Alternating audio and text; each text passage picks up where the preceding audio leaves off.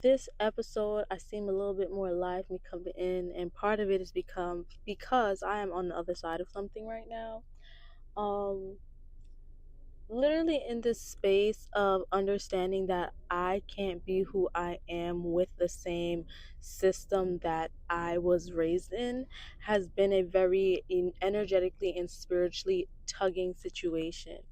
And um you reach a point where you have to accept that family is going to break your heart. Like, family is going to break your heart because as much as you have in your heart that you believe that they're supposed to be there for you, like they're not supposed to, they would, and they do.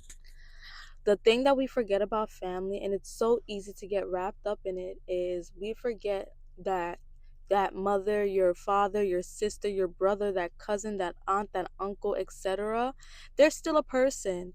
And outside of the title that they have under your family, they're still a person. So yeah, let's close our eyes and talk about the traits of said person and take away the fact that it's your mother, father, sister, brother, etc.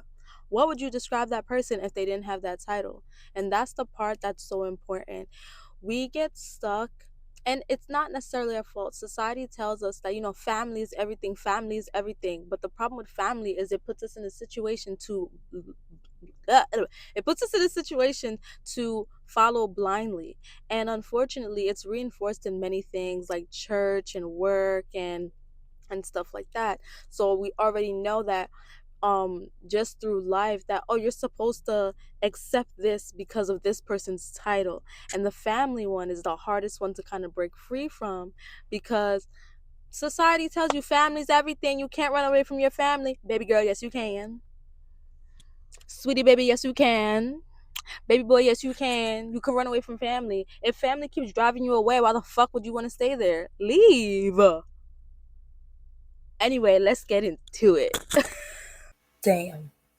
Level Earth again? That fuck 'em up. I was in my car and I'm gonna be itching a lot, so sorry about that. I have my allergies consist of tactical hallucination, so I literally feel fuzzies or like bugs or things crawling everywhere on me. I'm very sensitive to that. So I just feel itchy everywhere right now. No, I ain't dirty. A shower is not gonna help. I'm just itchy. But anyway, so I was just sitting in the car, right? And I'm always thinking about how, so I started graying when I was about 13, 14, and Haitians are like, oh, gray hair is a sign of wisdom. And so I always find it so funny how I was a kid that kind of gained wisdom um, just through living life. And but because of that, you're a child, you're not supposed to essentially be wise. A child is supposed to stay in a child's space, but you're literally telling me that that I am not supposed to be what I am, is what I'm being told. When you're saying, oh, gray hair means wisdom, because obviously gray hair comes with aging, and so with age comes the wisdom. And then to sit there and look at my face to say that one thing, and then to say, but you can't be that thing because you're a kid, was always so like jarring to me and always so confusing, because it's just like, well, not only are you saying these things, but I actually feel these things. Like, I feel pretty wise. Like, I feel like I'm watching things happen and I can deduce, here and there from living life, right? Why am I even bringing that up? Because, like I said, I have these thingies, so I've been itching and scratching everywhere, and a lot of that causes me to kind of pick out my hair. And I pulled out a strand of gray hair, and it kind of made me feel like um, I was shedding an old held up version of me. Like, to see my gray hairs be pulled from my hair, it's like you've learned that wisdom. Like, you had that wisdom to share, you have learned what you need to learn from it, and now you need to shed it. And like I was saying before, the biggest thing for me has been that family will break your heart, and it sucks. Like, I have many different layers of family. When it comes to family, I have like my blood family, I got the church family, I got my immediate family that I live in the house with.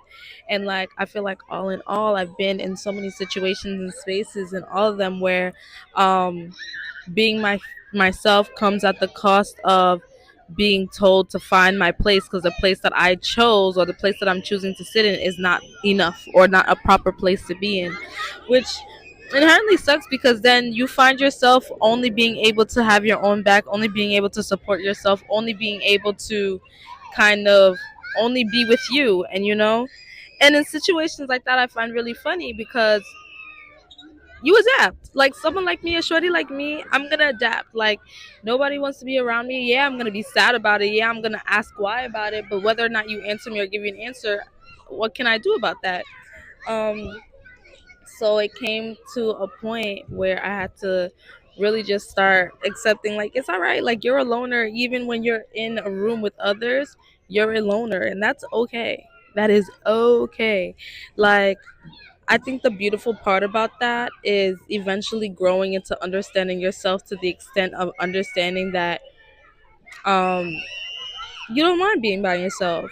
There's sometimes that people will ask me how or why do I not mind being by myself because I actually like myself. Like that sounds like a dickhead thing to say. Like I sound like an asshole sometimes saying that, but it's just like I actually like myself. Like being alone is not a challenge in my book. Like that's something that everybody needs to be able to practice. And because when you are unable to practice being alone, you are unable to practice actually knowing this life.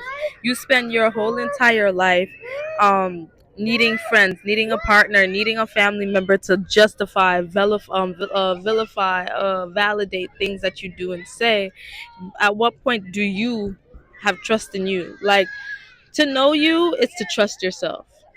And if you can't trust yourself, I'm sorry, honey, you will not be able to get through this world without any type of like self-inflicted anguish.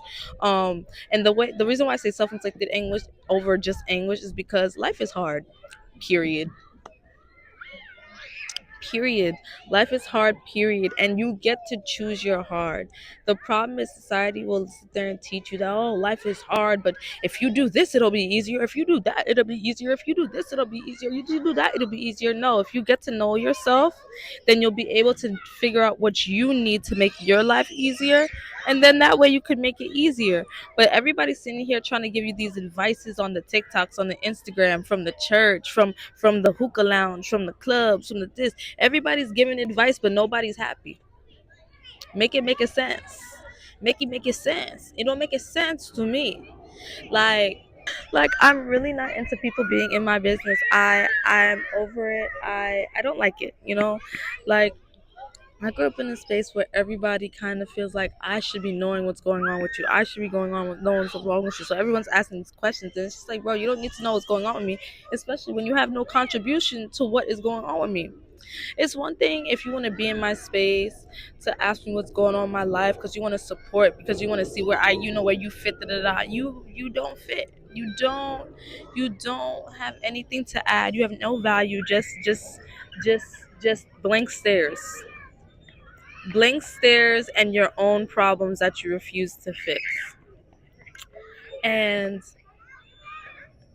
it's just one of those things where years and years of building who I am, and finding out who I am has been tough because everything that makes sense, I've tried to convince myself is not true, even though it makes sense. And it's because of coming from a space where it's like if you're not of the image of God, then you essentially aren't perfect. And if you aren't perfect, then that's your job, is to make yourself perfect, and that means staying disciplined, doing this and doing that, doing this and doing that. Unfortunately, the doing this and the doing that and the doing this and the doing that made me want to kill myself. Yeah, like I spent age 6 to about, I want to say 27. I'll be a little bit more generous. I'll say about age 6 to about I'll say age 20 through 4. Yes, I actively wanted to kill myself. Problem is I had two issues that never let me kind of go through it. One of them was literally having this what's it called, something remorse. I forget what it's called, but it's something remorse. And literally, I had in my mind that if I kill myself, I'm being selfish by leaving my family. And like, can like it was very twisted. Like a lot of bad self rumination on things that I thought I wanted to do to myself because I just wasn't happy with life, and I didn't know how to find the happiness. I didn't know what to do to make myself happy. Everybody's response was also always like, "You just gotta pray. You just gotta pray. You just gotta pray. You just gotta pray."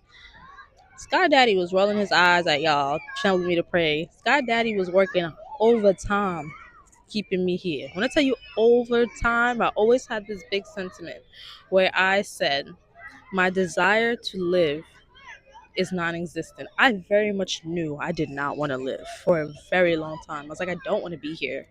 I don't understand why I'm here. I don't see the point. I don't want to be here. I wanted to die. I wanted to be out of here. But I also had the awareness that my will to live was there. Like there was a will to live. I wasn't pulling that will. Eventually I caught wind of the will. Oh, I'm sorry. I hope that didn't pick up. Eventually I caught wind of the will, and eventually I started to put in the effort to have the will to live. But when you are in a situation where you know you don't want to be here and something's keeping you here, it's really hard because it's kind of like you really don't know what to do yourself, especially because I turn 30 soon. And for a very long time, I literally I remember turning 25, and 25 was during COVID, and it was kind of the first time I feel like I had a like breaking of my shell that I was like stuffed into. um but like before that, getting to 75 was really like, I was like, I'm not making it. I'm someone that they can see. I'm a seer. If it's not in my dreams, it's during my lucid dreaming. And so I can see, and I was seeing nothing past 25. And so it added to the whole sentiment of having no desire to live. But it's something, now that I'm kind of talking about it, that's another reason why I do this. I do this to talk things out. I'm essentially talking to myself. It's important for me to talk things out. And essentially, what I kind of learned from that is you are what you think. Yeah. You are what you think. Yeah, you are what you think, right? Plainly put, if every day I think to myself, I'm not going to make it past 25, I don't want to live, I hate it here, I hate myself, I'm going to do everything in my power to essentially not put in an effort to this life. And because what's the point? That's what I think. I think I'm unimportant. I think I don't belong here. I don't think I have any purpose here. I don't want, like, all the things that I'm thinking are coming true because I'm thinking them. Eventually, I don't know. Brother, what's that?